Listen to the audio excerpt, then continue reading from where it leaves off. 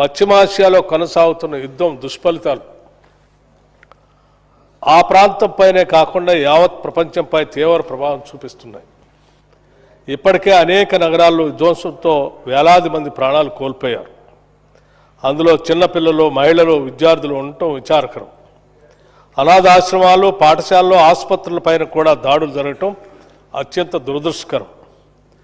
Gulf దేశాలపైన యుద్ధ ప్రభావం కనపడుతుంది.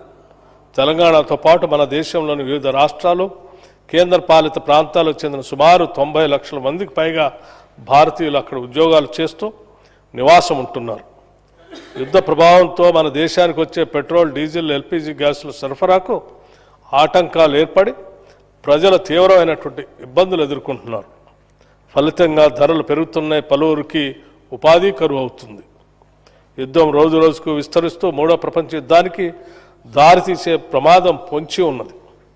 ఏ కాలంలోనైనా యుద్ధం వినాశకారి. ఇది అపార ప్రాణ, ఆర్థిక నష్టాలు దారితీస్తుంది. కాబట్టి పశ్చిమాసియాల్లో జరుగుతున్న యుద్ధాన్ని ఖండిస్తూ దాన్ని తక్షణమే నిలిపివేసి శాంతి పరిడవెళ్లాలని ఈ సభ ఆకాంక్షిస్తుంది. ఈ విషయంలో భారత ప్రభుత్వం చొరవ చూపాలని కోరుతూ ఈ శాసనసభ ఏకగ్రీవంగా తీర్మానం చేస్తుంది.